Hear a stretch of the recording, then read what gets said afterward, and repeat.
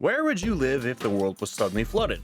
How about a dinky wooden hut precariously hanging over the ocean? Hey people, voice talking to you, and today we're diving into All Will Fall, a physics-based survival city builder where we must create a new society clinging to the few remaining towers above water. If you'd like to try this game out for yourself or see my full playthrough stream, there are links to both down in the description. In this demo, we aren't given the reason as to why the world has flooded, but this mystery will likely be revealed as players progress through the game. What we do know is there are very few places that still remain above the ocean's surface, and building a functioning and stable settlement atop these crumbling ruins is certainly a challenging ordeal. Emphasis on the stable here, since the limited building space means we'll need to utilize some creative architecture techniques to meet the needs of our displaced citizens. Every structure has weight and anchor points. Most will be best suited to being supported from the bottom, but some buildings are perfectly fine clinging to the sides of other constructions. Let's start with the most obvious needs. Each citizen will need food, clean water, and a place to sleep for basic survival. However, citizens also have a happiness value that can be increased by constructing decorations and recreational items for their homes or workplaces, or by granting them extra rations, assuming everyone isn't already drinking seawater and eating each other. In addition to supplies, we'll need materials like wood, metal, and random junk to build stuff. Getting what we need in the middle of an endless ocean is surprisingly manageable, but we will have to learn how to scavenge both the dry areas that our workers can walk to and the piles of flotsam bobbing through the waves. Scavenging from solid ground is simple enough. We just need to mark materials with our preferred level of urgency, and our workers will get around to it in due time. Of course, lots of these supplies will be out of reach, so we'll have to construct some clever bridges, staircases, and ladders so our people can actually get there. The really neat part about this mechanic is that the sea level isn't static and will periodically rise or fall several meters.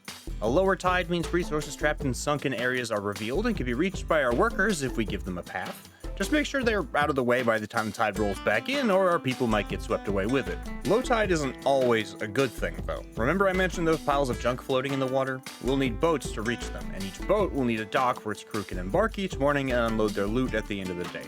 But these docks will also need water deep enough for the boat to traverse, so a dock might suddenly become unusable if the water dips too low. With that in mind, remember that ships need clearance to pass underneath structures like cranes or bridges, so pay attention when building over water. Now, I never saw this happen in the demo, but I'm curious if the sea level could theoretically rise above the standard level. If this did happen, would the buildings there need to be repaired? Would they simply be destroyed? I mean, to be perfectly honest, I actually went into this game expecting a constantly rising sea level, so being prepared for an unusually high tide with emergency refuge and supplies at higher altitudes would make perfect sense, but we'll have to wait and see what the devs have planned for the game in the long run. Though scavenging will be our main source of supplies, we can also supplement ourselves with more renewable sources like wood catchers, junk cranes, and fishing nets that can be manned by our workers. That's assuming we've unlocked the technology, of course. This title does have several branching research trees that can be tackled by building labs and supplying them with materials for prototypes. By now, you can probably see exactly why I feel like this game is so similar to Raft, so let's dig into the Frostpunk side of this game. The most important resource of all is, of course, warm bodies, which are, I've been told, not for eating. Please, someone's injured while they're working and they're in critical condition. Oh, we can eat him. Shut the door. So here's the plan. Allocating manpower to different structures to fulfill different needs is vital to a successful colony, and you'll need to swap out workers a lot since humans aren't exactly roaming the earth en masse anymore, at least as far as we know. Not all citizens are the same, however, and our society is divided up into three major social groups. The first of which is laborers, simple workers who gain benefits, scavenging, and carry capacity. The second are the engineers, the thinkers and architects who excel at research and fabrication. The final group is the sailors, masters of the sea with bonuses to sailing and ship management. Most workers are technically interchangeable. You can have engineers scavenging if you need, though some jobs such as sailing ships or research are specific to certain social classes. Now, the reason I identify these groups as social classes is because that's how they function in the game's society systems. Each group will have its own leader who will provide benefits to their group and a separate happiness stat that can be changed by interacting with that specific class. You could, for example, allocate all your extra food to the laborers to increase production, or you could try and keep things balanced to prevent negative outcomes from any one faction.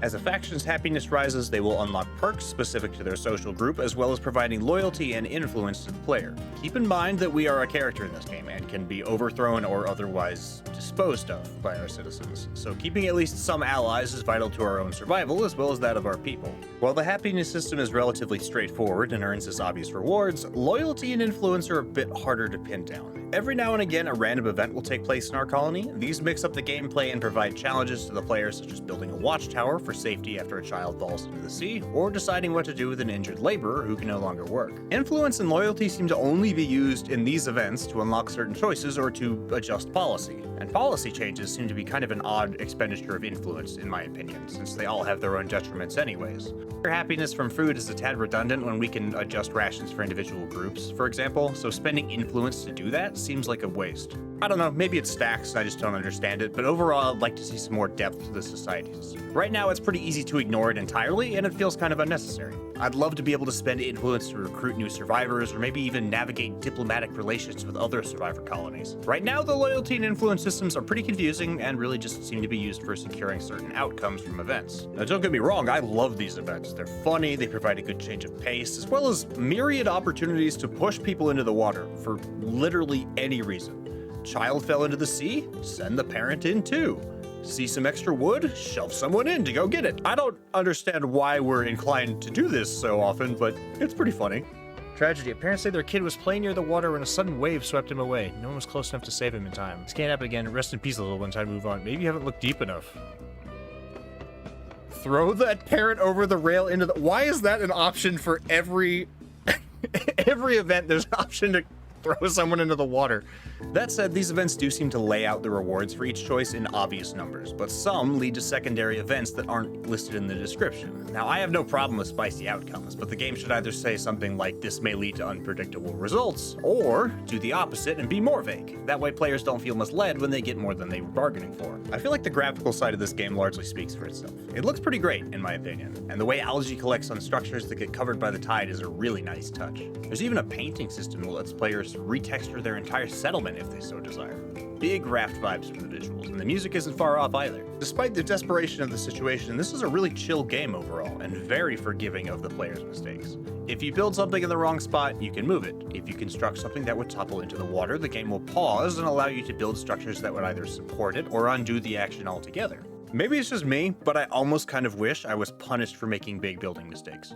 Though I also completely understand not wanting to take a bunch of hard-earned materials from a player for putting something in the wrong spot, so maybe like an Iron Man game mode or a toggle in the settings could allow more serious players to add some risk while still letting the more relaxed crowd enjoy the game without too much stress. The last thing I'll say is that I'd like to see some more depth to the game. While the current systems are perfectly functional, the game could quickly become quite repetitive without some twists. The inclusion of a story mode will do a lot for this, and I'm excited to see what the scenario editor has to offer as well, but perhaps including options for outposts or even additional settlements, sort of like Frostpunk's world map and expedition systems, would add an entirely new layer and open up options for other factions and settlements to deal with.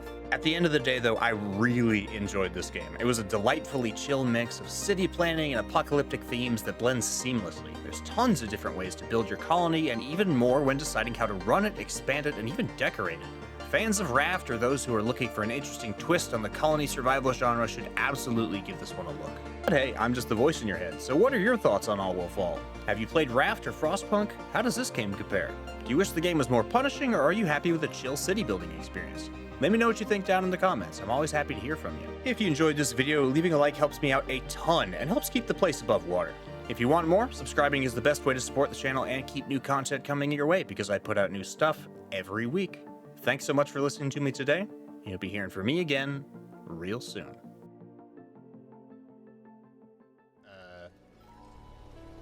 We're under attack. Captain, help, the whole sky is filled with seagulls and there's all over us.